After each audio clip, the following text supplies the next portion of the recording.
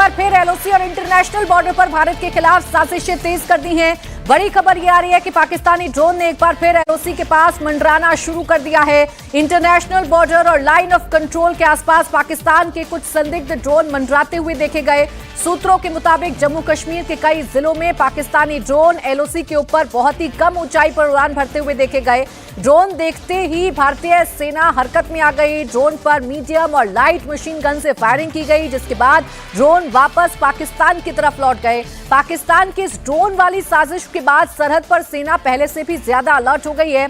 LOC और international border पर चौकसी बढ़ा दी गई है। चप्पे चप्पे की निगरानी की जा रही है। सर्च ऑपरेशन चल रहा है। लेकिन पाकिस्तान की इस ड्रोन वाली साजिश के बाद यह सवाल है कि क्या मुनीर एक बार फिर कोई कांड करने वाला है? पाकिस्तान ने एलओसी पर ड्रोन क्यों भेजे? क्या ड्रोन के जरिए वो पाकिस्तान भारतीय चौकी की रेकी कर रहा है, या फिर ड्रोन से हथियार और ड्रग्स भारत भेज रहा है? अब पाकिस्तान की ड्रोन वाली साजिश से जुड़ी एक और बड़ी खबर आपको बता देते हैं। पाकिस्तान की तरफ से एक के बाद एक कई ड्रोन एलओसी की तरफ भेजे गए।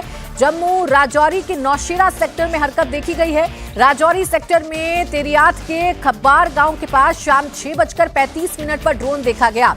इस ड्रोन की लाइट चमक रही थी और यह बेहद कम ऊंचाई पर उड़ रहा था। ये ड्रोन दक्षिण पश्चिम में कालाकोट तहसील के धर्मसाल गांव की तरफ से आया और उसके बाद उत्तर पूर्व में रियासी के भराक की तरफ चला गया। इसी तरह नौशेरा सेक्टर में गनिया कलसिया गांव के इलाके में भी चीख शाम के 6:35 पर ड्रोन देखे जाने के बाद सेना के जवानों ने मीडियम और लाइट मशीन गन से फायरिंग की। सांबा जिले के रामगढ़ सेक्टर के चक बबराल गांव में भी शाम 7:15 पर एक ड्रोन कुछ मिनटों तक मंडराता देखा गया है। पूरे बॉर्डर पे फायरिंग हो रही है अभी। तो देखिए, ये जब ड्रोन देखे गए उसके बाद से ही एलओसी पर भारतीय सेना हरकत में आ गई है और इन ड्रोन को मार गिराया गया है। लेकिन जो सवाल विनोद जी है वो यही है कि बुरी तरह पिटने के बाद, मुंह की खाने के बाद, खुद घुटनों पर आकर गिड़गिड़ाने के बाद आखिर आसिम मुनीर चाहता क्या है? ये ड्रोन भेजने के पीछे क्या साजिश नजर आती है? देखिए प्राची, हमारे यहाँ एक कहावत है, हालांकि किसी देश के बारे में उस तरह कहावत नहीं कहनी चाहिए, लेकिन चूंकि वक्त ऐसा है कि जब गीदड़ की मौत आती है तो शहर की तरफ जाता है। पाकिस्तान के लोगों से और मुनीर को मैं अलग करके देखता हूँ। मुनीर को की अपनी जो सत्ता है वहाँ पर, वो उसको बनाए रखने के लिए वो भारत विरोधी माहौल बनाए रखना चाहते हैं पाकिस्तान में। और शबीर शाह की सरकार, ये क्या कहते हैं, शहबाज शरीफ की सरकार जो है वो कठपुतली है उनकी पूरी तरह से।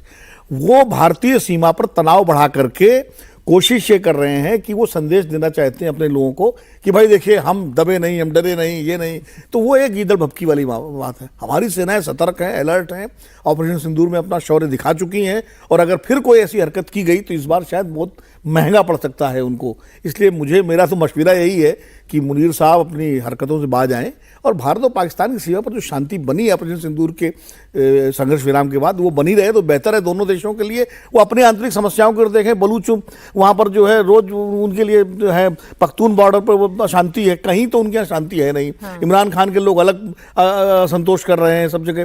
तो वो खाली ध्यान डाइवर्ट करने के लिए भारत की ओर अपना रुख करते हैं, लेकिन उनको ये समझना चाहिए कि भारत के साथ टकराने का उनके लिए बहुत ही नुकसान होगा। इस बार ऑपरेशन सिंदूर अभी खत्म नहीं हुआ है, अभी स्टिल दैट इज इन क्या कहते हैं वो, उसमें ऑन है वो।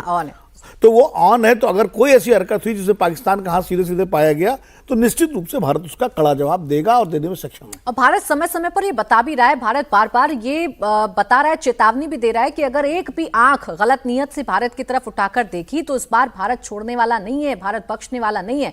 इसके बावजूद बाज नहीं आता है पाकिस्तान। इसके बावजूद अपनी जो कायराना करतूत है उनको पूरी तरीके से जारी रखता है। इससे यही समझ में आता है कि पाकिस्तान अपनी जनता के बीच में भ्रम फैलाने की कोशिश अवधेश जी बेशक कर ले, लेकिन सच्चाई क्या है वो तो समय समय पर तस्वीरों के जरिए आती है। ऑपरेशन सिंदूर में पूरी दुनिया में थू-थू हुई है उसके बारे में।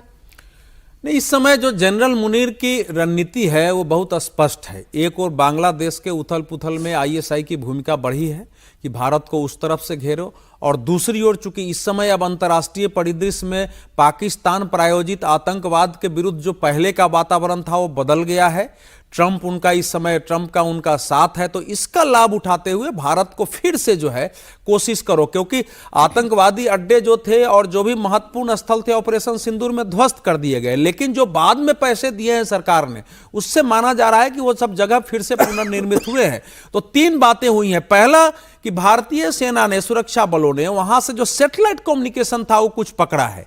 सेकेंड, जो हमारे पास कुछ तस्वीरें आई हैं उससे बताया जा रहा है कि पहले जिन जिन जगहों से घुसपैठ हो रही थी वहां कुछ गतिविधियां दिखी है। और तीसरी घटना के रूप में जब एक साथ आपको राजौरी, सांबा, जम्मू तीनों में अलग अलग सेक्टरों में अगर ड्रोन देखे जा रहे हैं, जिन ड्रोन से हथियार है, तो एक सीरियस सिचुएशन पैदा हुई है। और यह भी कोशिश है कि भारत को इधर उलझा के रखो। संभव है कि अमेरिकी रणनीति भी हो कि भारत अगर उठ के खड़ा हो रहा है दुनिया में, चीन की भी रणनीति हो सकती है। वो सब टेररिज्म को नहीं बढ़ाएंगे, लेकिन कोई न कोई एक होगी कि भारत घिरा रहे। क्योंकि इस समय भारत अगर अंतर्राष्ट्रीय भूमिका निभाने के संदर्भ में है, डेनमार्क के रक्षा संसद के रक्षा मामलों की समिति के अध्यक्ष कह रहे हैं कि डेनमार्क पर अगर हमला करता है तो भारत चुप नहीं बैठेगा, भारत हमारा सहयोग करेगा।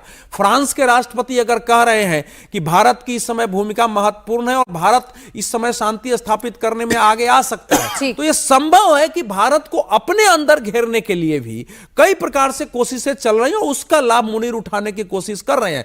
लेकिन जैसा प्रधानमंत्री ने कहा था कि ऑपरेशन सिंदूर जारी है, अब आगे कोई भी घटना होगी तो केवल आतंकवादियों की घटना नहीं मानी जाएगी।